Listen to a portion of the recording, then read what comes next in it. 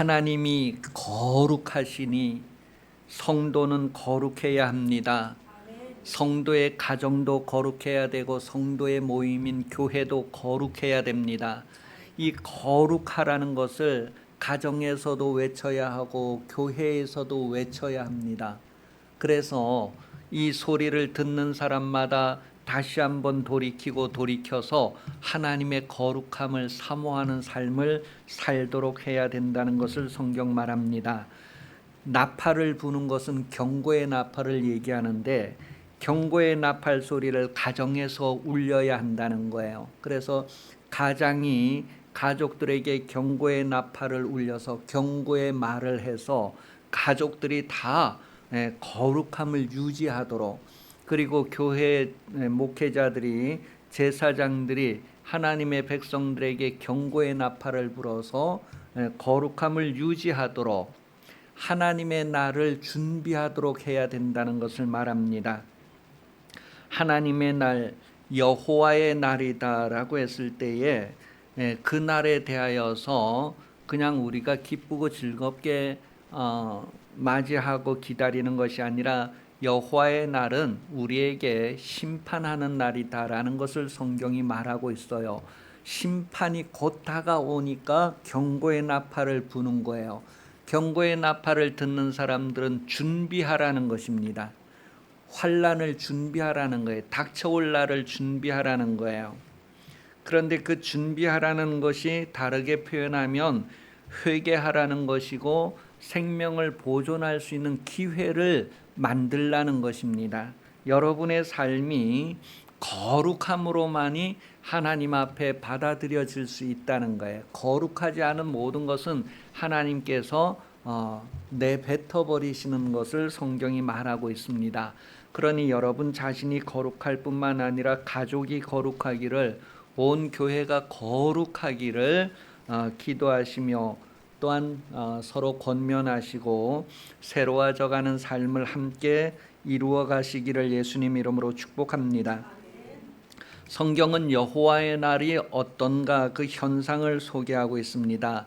여호와의 날, 하나님께서 막 이제 그 강성한 이방인들을 통하여서 이 이스라엘 백성들을 이렇게 막 이제 심판하시는데, 그 심판하는 모습을 구체적으로 표현하는데 어마어마하다는 것을 표현을 하고 있어요.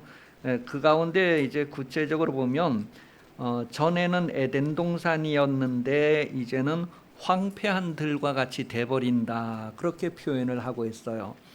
에덴 동산은 뭔가 부족함이 없고 아주 풍요가 흐르는 그런 삶을 얘기하는데, 그런 삶을 살던 이스라엘 백성들에게 모든 것들이 초토화되고 황폐화된다는 거예요. 그만큼 외국에서부터 강성한 나라가 침략을 해와서 그 땅을 완전히 황폐화시키는 것을 말하고 있어요. 그런 날이 곧 다가오니까 준비하라는 거였어요. 우리나라도 6.25 전쟁을 통해서 그 나라가 3년이 넘는 전쟁 가운데서 산천이 다 그냥 황폐화된 그런 경험을 가지고 있습니다. 이스라엘 백성들도 그와 같은 경험을 수없이 가졌단 말이에요. 그런 날들이 오기 전에 경고의 나팔을 계속 부는 거예요. 준비하라는, 그때를 준비하라. 그러면서 이제 4절부터 10절까지 11절까지의 내용을 보면 아주 많고 강한 백성을 통한 하나님의 심판이 어떻게 이루어지는가를 보여주고 있어요. 우리도 6.25 전쟁 때 저 중공군이 막 아주 그 인해전술이라고 하잖아요. 거기는 총을 이제 맨 앞에 있는 사람이 총을 들고 내려오면서 쏘다가 이 사람이 죽으면 그 뒤에 사람이 그 총을 다시 들고 싸우고, 죽으면 그 뒤에 사람이 또 다시 들고 싸우고, 그러니 뭐 계속해서 사람이 내려오니까 막을 수가 없었다는 그런 얘기들을 전해 듣습니다.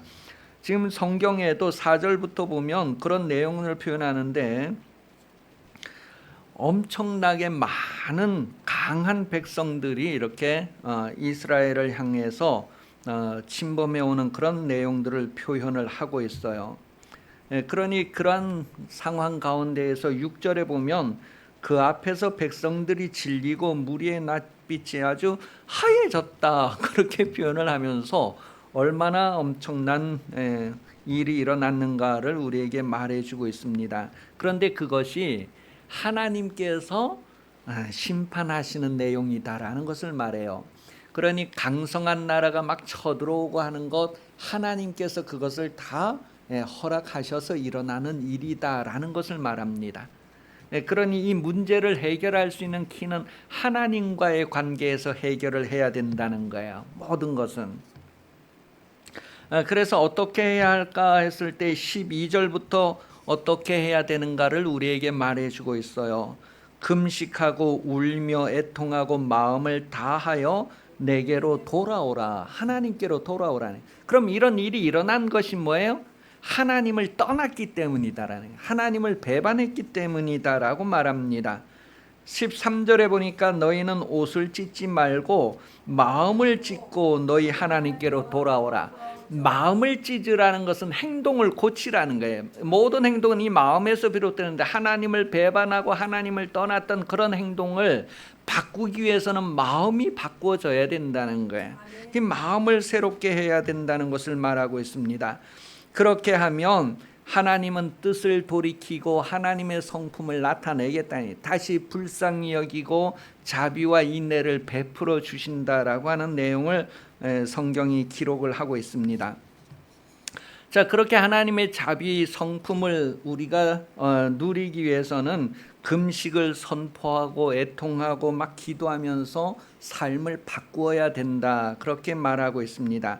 그 구체적인 실천 내용으로 백성을 불러 모아서 금식일을 선포하고 금식해야 된다. 그리고 각자 개인의 사정이 있을 텐데 그 개인의 사정을 뒤로 하고 모여서 금식해야 된다는 것을 말해요. 그 구체적인 내용을 보니까 16절 이하에 나오고 있어요.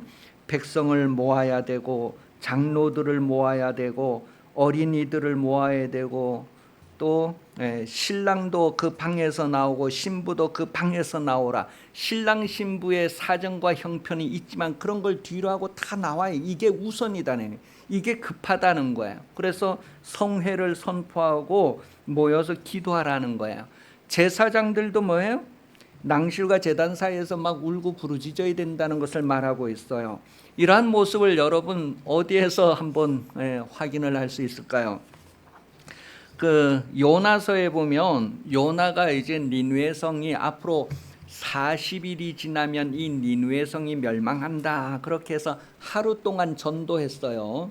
하루 동안 이제 이렇게 전도를 했는데 니느웨 성 사람들은 저 왕에게서부터 저 집에 기르는 강아지까지 가축에 이르기까지 다 금식을 선포했어요. 물도 마시지 말라 했어요. 3일 동안. 그렇게 성회를 선포하고 금식하고 부르짖었을 때에 하나님이 니느웨 성에 내리려고 했던 뜻을 돌이켰다, 그렇게 성경은 기록을 하고 있습니다. 금식하고 울며 애통하며 마음을 다하여서 하나님께 돌아가야 된다는 것을 말하고 있어요. 겉모습만 돌아가는 것이 아니라 정말 마음이 돌아가야 된다는 거예요. 마음에서부터 돌아가야지만 우리의 행위가 바뀌어진다는 것을 말하고 있습니다. 여러분이 예수 믿는다고 했을 때 여러분 일상은 매일매일 하나님께 돌아가는 표가 있습니까? 여러분 스스로가 그러한 표가 있는가를 돌아보시기 바랍니다.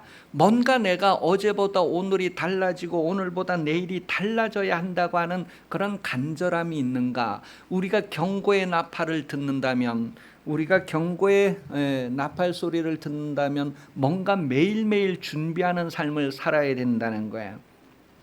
어제도 준비하고 오늘도 준비하고 우리는 오늘이라고 하는 동안에 매일매일 준비해야 된다는 거예요.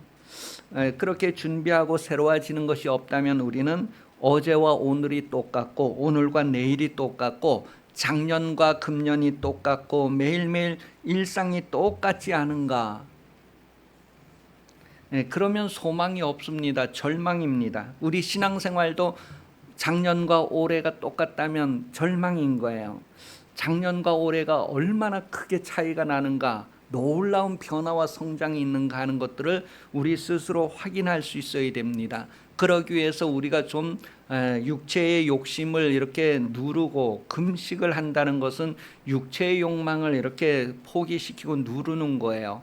그래서 하나님을 구하고 찾는 삶을 통해서 거룩함으로 그렇게 변해져 가고 변화되어져 가는 우리 자신들을 매일매일 확인할 수 있는 삶을 살아야 할 것을 성경은 말합니다.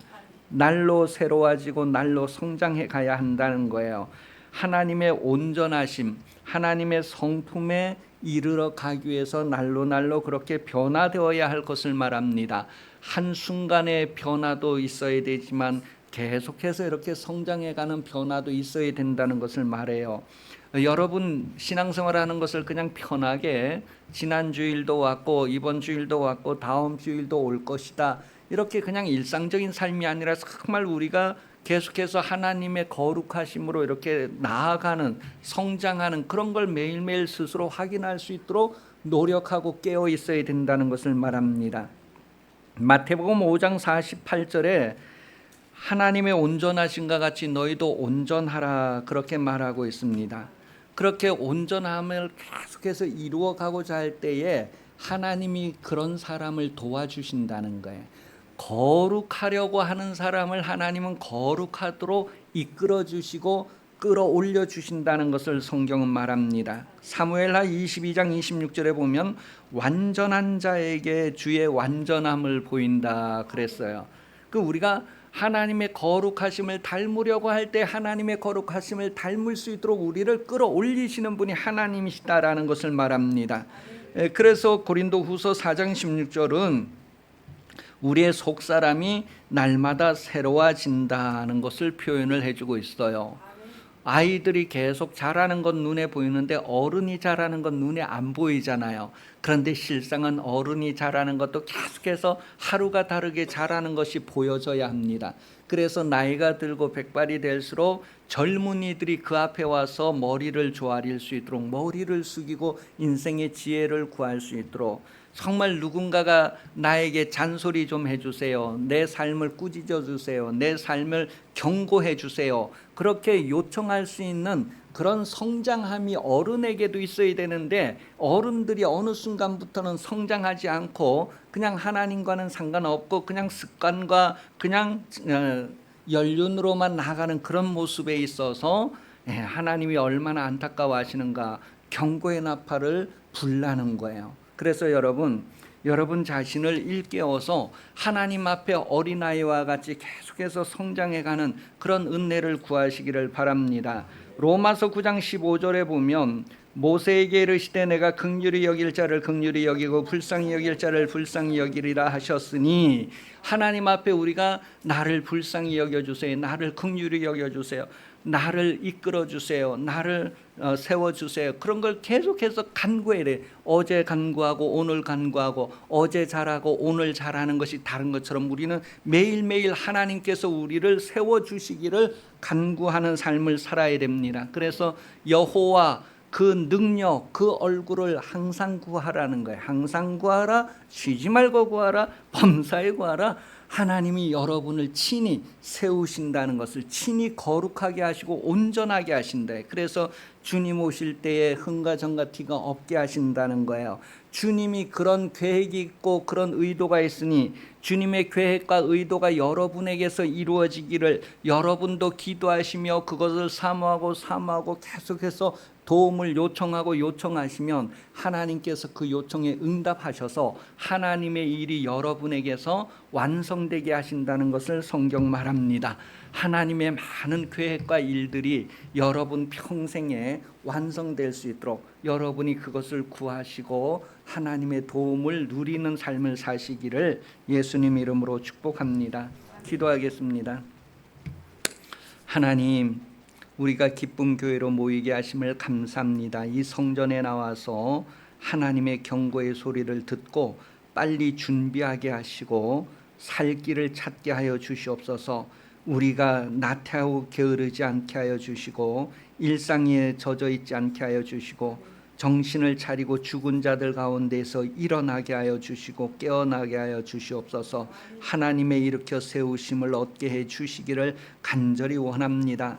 경고의 나팔 소리가 들리는 것은 곧 다가올 하나님의 날을 준비하라는 것인데, 우리가 준비하여서 시험의 때를 면하며 환난을 면하며 하나님의 보호 가운데에 누리게 하여 주시옵소서. 다시 오시는 예수 그리스도 은혜 베풀어 주시며 하나님 아버지 사랑하심과 성령 도우심이 맥주 감사 주일 오후 예배 참석하여 머리 숙인 성도들 위해 영원히 함께 하시기를 간절히 축원하옵나이다. 아멘.